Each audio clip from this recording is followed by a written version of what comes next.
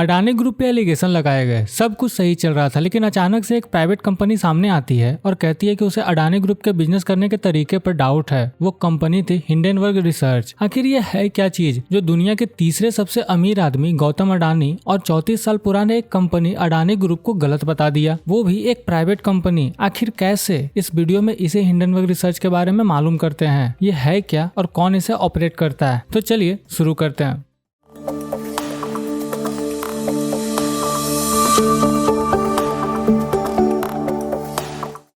Hindenburg research simply एक investment research firm है जो कि एक्टिविस्ट शॉर्ट सेलिंग पर फोकस करती है। अब पूछोगे कि ये एक्टिविस्ट शॉर्ट सेलिंग क्या है? ये टेक्निकली स्टॉक मार्केट और फाइनेंशियल रिलेटेड वर्ड है। एक्टिविस्ट मतलब किसी काम को करने के लिए स्पेशली किसी का असाइन किया जाना, और शॉर्ट सेलिंग का मतलब एक इन्वेस्टर किसी कंपनी के शेयर्स को उधार पर लेता है और तुरंत ओपन मार्केट में बेच देता है, फिर खुद ही इसे कम प्राइस पर खरीद लेता है। इन्वेस्टर ऐसा तब करता है जब उसे मालूम होता है कि कंपनी के शेयर प्राइस गिरने वाले हैं। जैसे एक एग्जाम्पल से समझिए, आपको कहीं से न्यूज मिली कि किसी कंपनी के शेयर प्राइस 15 फरवरी को गिरने वाले हैं, तो आप उस कंपनी के शेयर्स उधार पर लेते हैं और तुरंत 15 फरवरी से पहले ही मार्केट में बेच देते हैं। और 15 फरवरी को उस कंपनी के शेयर प्राइस गिरते हैं, तब आप उस कंपनी के शेयर्स वापस खरीद के अपना उधार चुका देते हैं और जो पैसा बचता है वो आपका हुआ। और ये हिंडनबर्ग रिसर्च यही करती है। ये कोई समाज सेवा नहीं करती, दूसरे के नुकसान से अपना फायदा कमाती है। इस हिंडनबर्ग रिसर्च को नैथन एडरसन के द्वारा फाउंड किया गया 2017 में। नैथन एडरसन ने हैरी मार्कोपोलो के साथ मिलकर अभी तक का सबसे बड़ा फाइनेंशियल फ्रॉड पकड़ा था, 2008 की बर्नी मैडॉफ्स फ्रॉड पॉन्जी स्कीम। हिंडनबर्ग में अभी तक सिर्फ 9 एम्प्लॉयज काम करते हैं और न्यूयॉर्क सिटी में इसका हेडक्वार्टर है। ये फर्म किसी टारगेट कंपनीज के अकाउंटिंग इरेगुलरिटीज, इलीगल और अनएथिकल प्रैक्टिसेस और अनडिस्क्लोज्ड इशू को सामने लाती है। कंपनी कहती है कि इन्हें 10 साल से ज्यादा का एक्सपीरियंस है, लेकिन कंपनी को खुले हुए सिर्फ 6 साल हुए हैं।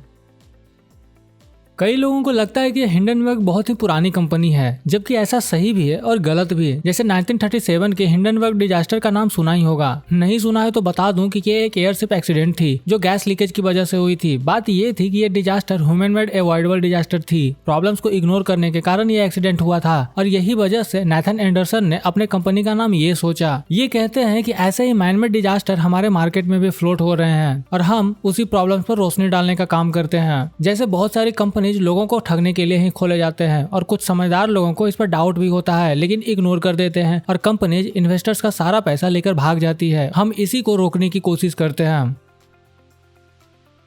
ये किसी भी टारगेटेड कंपनीज के public records, internal corporate documents और तो और उस कंपनी के एम्प्लॉयज से बात के आधार पर 6 महीने या उससे ज्यादा में भी एक इन्वेस्टिगेशन रिपोर्ट तैयार करती है। ये रिपोर्ट हिंडनबर्ग के लिमिटेड पार्टनर्स के बीच सर्कुलेट किया जाता है। ये लिमिटेड पार्टनर डिस्क्लोज नहीं किए जाते, कोई भी हो सकते हैं। फिर हिंडनबर्ग और इसके पार्टनर्स सब साथ मिलकर टारगेटेड कंपनीज में एक छोटी सी पोजीशन ले लेते हैं, वही शॉर्ट सेलिंग। और जब टारगेटेड कंपनीज के शेयर प्राइस गिरते हैं तब हिंडनबर्ग अपना प्रॉफिट लेता है। भाई हर कोई अपने ही फायदे के लिए करता है।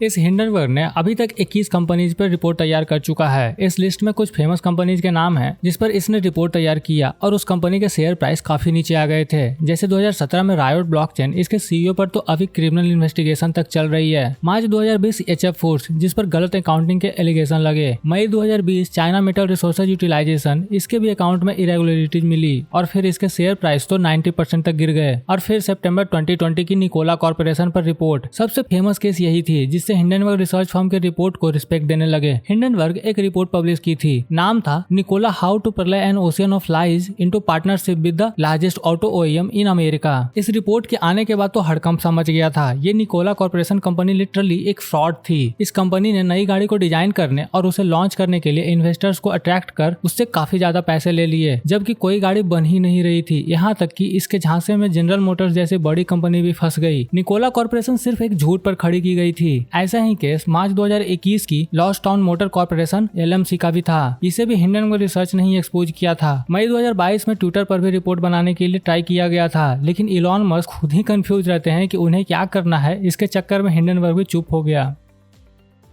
24 जनवरी 2023 हिंडनबर्ग रिसर्च एक रिपोर्ट रेडी करके अपने वेबसाइट पर डालती है। टाइटल था Adani group how the world's third richest man is pulling the largest coin in corporate history. अब शॉर्ट में बताऊं तो अडानी ग्रुप पर स्टॉक मैनिपुलेशन और अकाउंटिंग फ्रॉड के एलिगेशन लगाए गए और ये कहा गया कि ये फ्रॉड 1-2 साल से नहीं दशकों से चल रहा है। और जैसे ही ये रिपोर्ट आई अडानी ग्रुप के शेयर प्राइस गिरते ही जा रहे, सिर्फ एक रिसर्च फर्म के भरोसे पर। जबकि नैथन एडरसन जब से होश संभाले होंगे तब से Gautam Adani full scale business कर रहे। मालूम है आपको अडानी ग्रुप 1988 में ही फाउंड हुई थी। मैं बनाऊंगा अडानी ग्रुप पर एक वीडियो की कब गौतम अडानी अपने बिजनेस को स्टैब्लिश किए और आगे बढ़ाए। अभी देखते हैं कि हिंडनबर्ग रिसर्च और अडानी ग्रुप के बीच टग ऑफ वॉर कब तक चलता है। इस वीडियो में इतना ही, अगले वीडियो में मिलते हैं। तब तक स्वस्थ रहे, खुश रहे।